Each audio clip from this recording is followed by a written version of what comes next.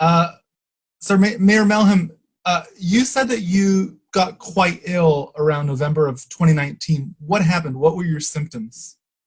So the symptoms that I experienced back in November of 19 were a really, really high fever. And I'm not prone to high fevers at all. So it was really high fevers, aches, a lot of aches, chills, a sore throat that lasted for nearly a month or so, something that I just could not get rid of.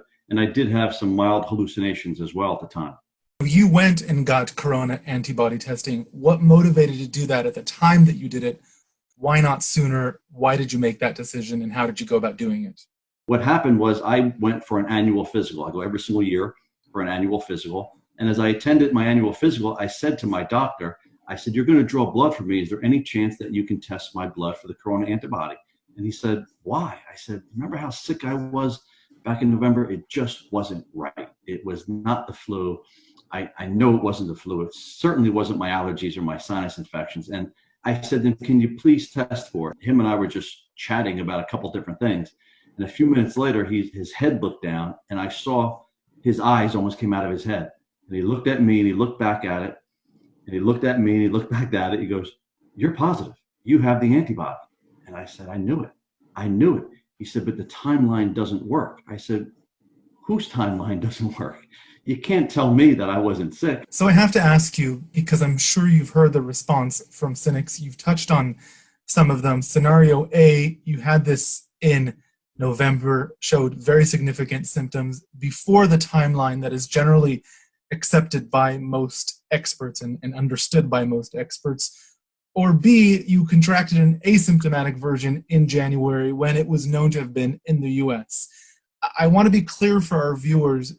You've said that you are in touch with your body. You've drawn the conclusion that it's likely A, but you're not doing so under any sort of medical expertise. You are not a doctor, to my understanding, correct? No.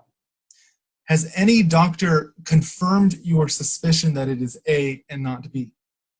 That's impossible to do, unfortunately. And I've been very clear. I've been very clear that A, I tested positive for coronavirus, and I've been an advocate for corona antibody testing. And I've also been very clear that it is my suspicion, it is my sincere belief that it was absolutely in November and not in January or February. I've also received dozens and dozens of emails and probably hundreds of social media comments of people sharing my story and sharing their own stories with me, thanking me for coming forward, because we were overrun from what I'm told in November and December with people very, very sick that went, tested negative for flu A, tested negative for flu B, tested negative for strep, that were going repeatedly to their doctors in November and December, and that were told that they don't have a flu, they just have bronchitis, they just have a bad cough, or it's a bad cold. And I think that we just weren't expecting it then, so therefore the doctors didn't know what to call it or what to expect.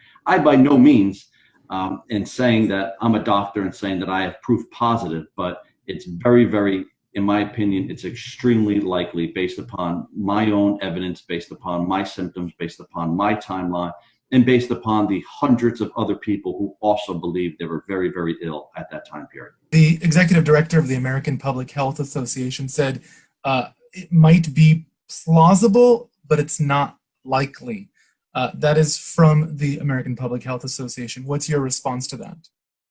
I stand up to say that I was sick in November. I met all of the criteria. I have a positive antibody test, and I am certainly not alone in my assertion that I was sick in November. There are many, many other people. And I asked on Twitter. I'm still waiting for a major U.S. market-based media company to do an investigation, to do a study to just how many people think they were sick, and then go back and find out how many people actually thought they were sick and have tested positive for the antibody.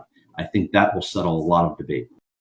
You wrote on social media, "I will not be silenced." So I have to ask, who is trying to silence you?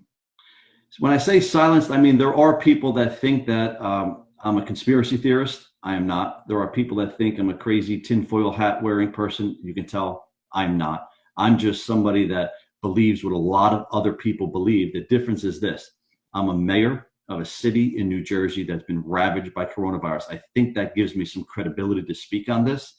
And I think I have a voice. And there are a lot of people that have warned me. I've been issued warnings for my safety. I've been issued warnings that say, don't cross this administration or don't cross that government. I'm not here to talk about an administration. I'm not here to talk about a specific country. I'm here to say that I believe I was sick in November. I believe there's a lot of evidence that supports that. And I believe there are thousands, if not tens of thousands, that concur with me on that.